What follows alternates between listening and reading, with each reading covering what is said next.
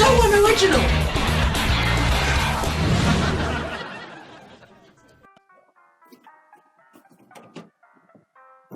Oh, hey Sparkie. Oh, hey, Sparkie.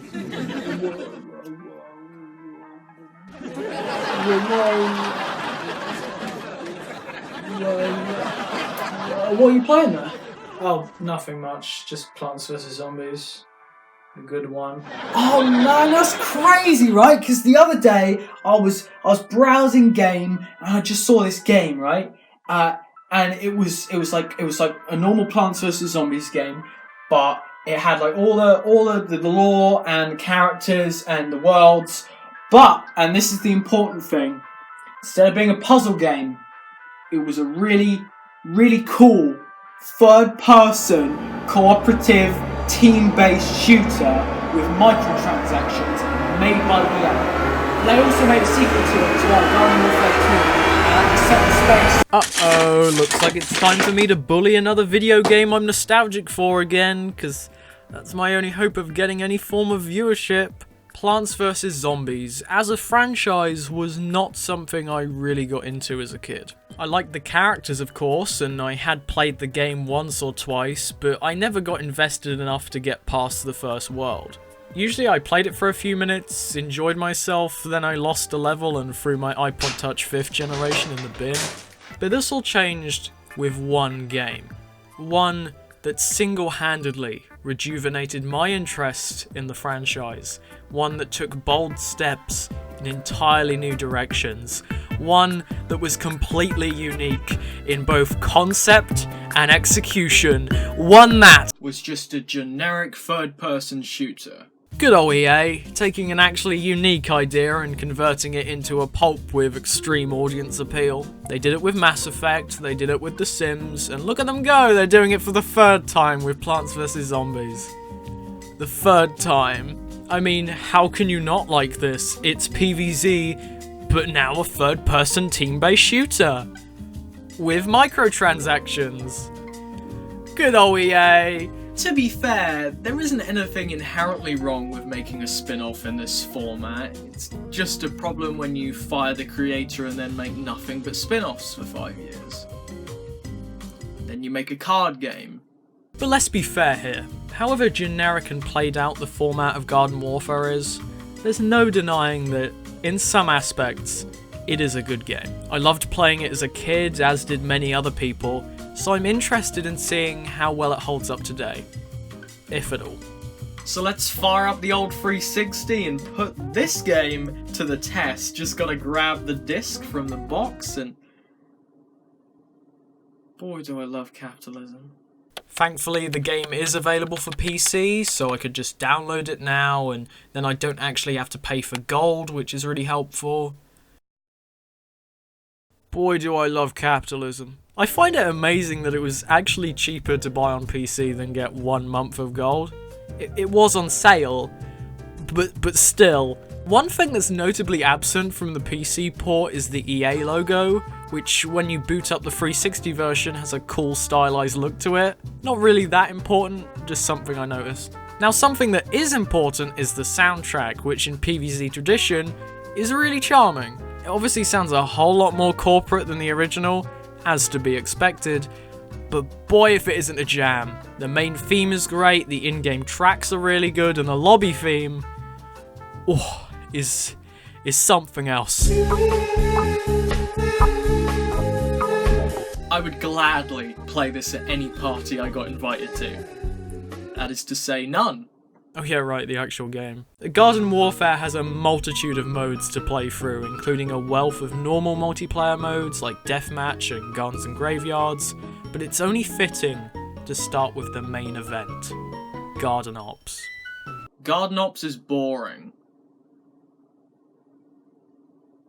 Garden Ops plays like a tower defense game, but without, you know, the strategy, the fun, or anything. I mean, it is fun in a mindless way, and it's the best translation of PvZ into 3D, but it's still just a mediocre tower defense mode that plays the exact same every single round. I think it would be way more enjoyable if there was a better variation of round styles, enemies, even maps, but currently after 2 or so rounds, you've basically seen everything on offer, which is just disappointing.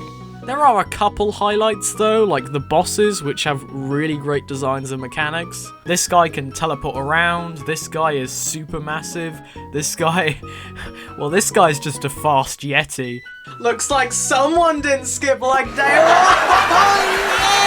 That's not funny! Oh, maybe you write the jokes then? Maybe I will. Oh, come at me, The ending defense bit that plays a bit like a truncated form of Left 4 Dead is also quite fun, and I kind of wish that the rest of the mode was like this, but that's fine. Other than that though, that's kind of it. Garden Ops is obviously way more fun with friends, and at higher difficulties is a blast, but the mode as a whole is way too shallow to justify the main spot on the menu. You know what does justify that spot though? Gnome Bomb, baby! Hey guys, and welcome back to my Gnome Bomb Let's Play. This is episode 2000 of my daily Gnome Bomb series, and I'm not going to be stopping anytime soon. You know, I'm on that grind, you know. So let's get into the game. We just need to wait for a couple people to join, and then we can start the game.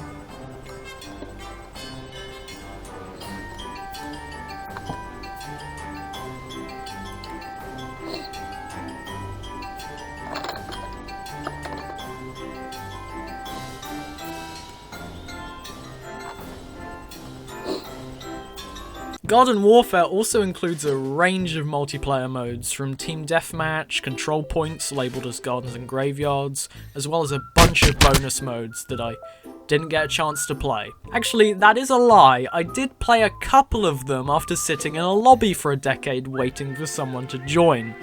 And they are fun?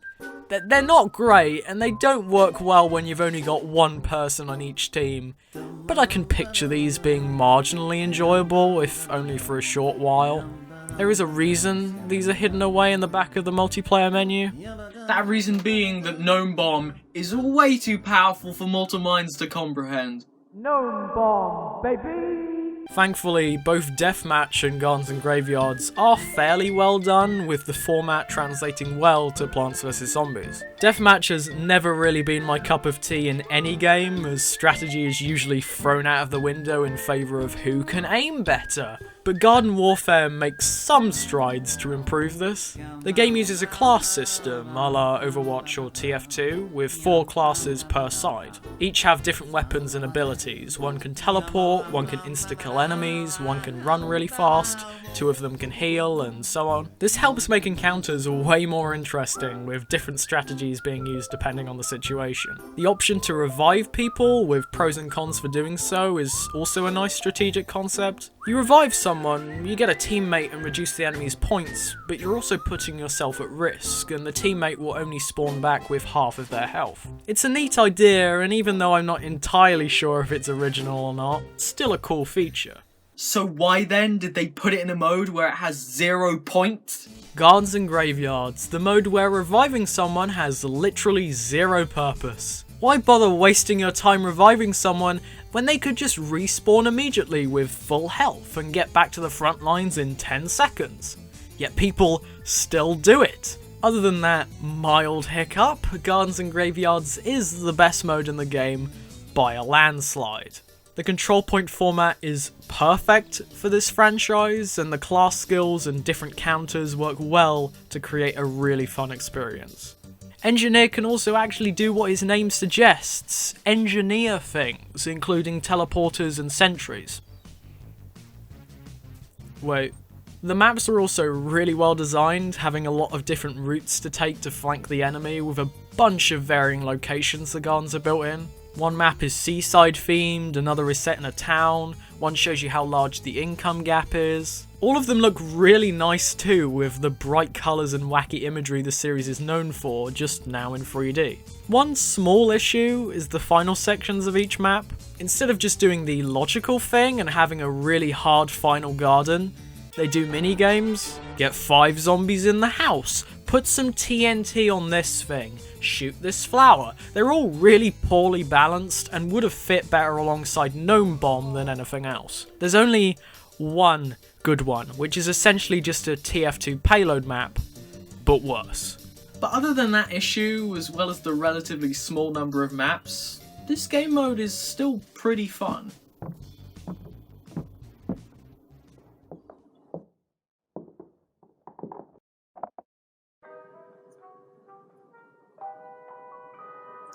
Hey, do you guys want some microtransactions? No! Good old EA. Gotta love when this company finally has some semblance of a good idea, then fucking destroys it with their need to make more money. But Sparkie, Garden Warfare isn't pay to win.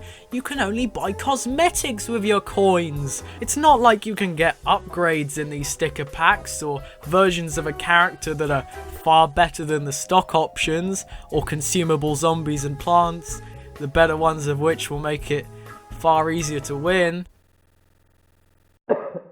The balance was perfect, it was fine as is, but when you add these additions that either A, benefit those who've played for a long time, or B, those who coughed up some cash to get access to them early, it completely ruins the hard work of the developers. What annoys me the most is the fact that this game is aimed at children. You'll see the cool skins and abilities, and instead of waiting to earn some coins, we'll just buy them with their mum's credit card. It's extremely predatory, but also fitting for a company that has done this billions of times before. But let's ignore the minor issues for the moment, they're not that important. Instead, we should talk about ethics. Healing is so sparse in this game, and even when you do get a healer on your team, the heal rate is unbelievably slow. Your only other option are plantable sunflowers, which are consumable items and are quite rare. Great! Outhouse zombies are also a really cool feature that are very balanced and very cool. Just watch this clip and you'll see exactly what I mean.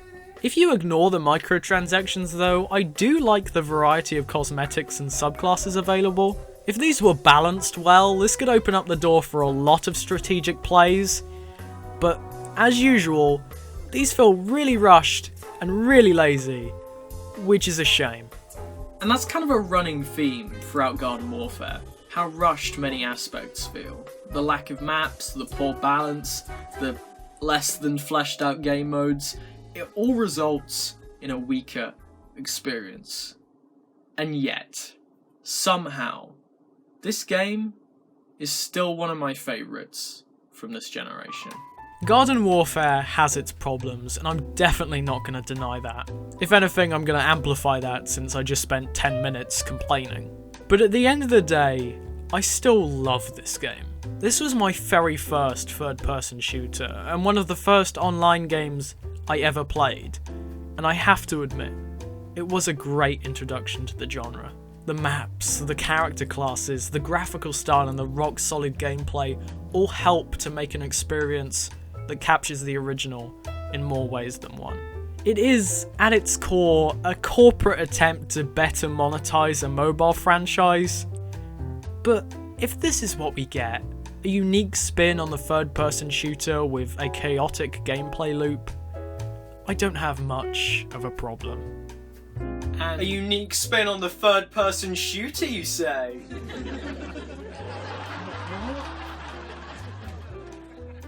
Is that a Rick and Morty poster behind you?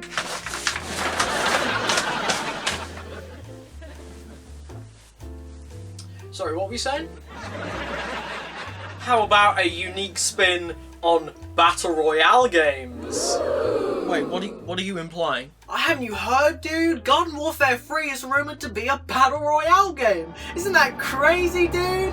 Yeah, it says that one rumour is that it's a new Battle Royale game. Good old EA.